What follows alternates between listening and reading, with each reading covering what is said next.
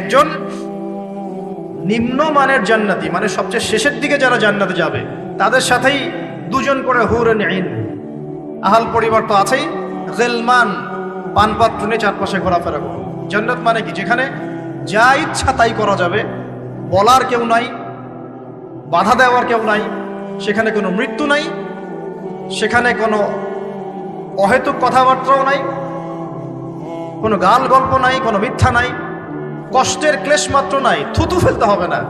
জান্নাত মানে থুতু ফেলতে হবে না। জান্নাত মানে হাঁচি হবে না, নাক ঝাড়তে হবে না। জান্নাত মানে ইস্তেঞ্জা, পেশাব পায়খানা করার টেনশন নাই। মানুষ খাবার খাবে, একটা ঢেকুর তুলবে, বাস খাবার হজম হয়ে গেছে।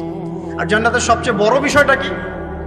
আল্লাহ পাককে আমরা এই চোখ দিয়ে দেখতে পারবো ইনশাআল্লাহ। আর তার সমকক্ষ একটা বিষয় হচ্ছে, আল্লাহ পাক বলে দিবেন যে আমি তোমাদের সবার উপর সন্তুষ্ট হয়ে গেলাম, যাও কোনোদিন অসন্তুষ্ট হও। ব্যাস, দ্যাটস অল। এখন আপনি যত কিছুই করেন এই বস্তুবাদী জীবনে, মনে একটা ভয় থেকে যাবে।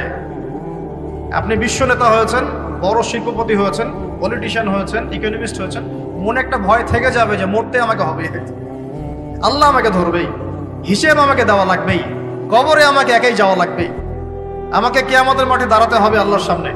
মনে একটা ভয় কাজ করে, যদিও বাইরে মানুষ দেখায় যে কোনো ভয় নাই। মানুষ বাইরে অভিনয় করে, মানুষ সমাজের মানুষের সাথে বাইরে একটা অভিনয় করে। কোনো কোনো ক্ষেত্রে আমরা নিজেরাই নিজেদের সাথে অভিনয় করি। কথা সাহিত্যিক হুমায়ুন আহমেদের নাম শুনেছিলেন? শুনেছেন? ইন্তেকাল করেছেন। একটা সময় ছিল আমরা স্কুলে পড়তাম, কলেজে পড়তাম, মাঝে মাঝে টুকটাক এ ধরনের কিতাব বইপত্র পড়া হয়েছে। হিমু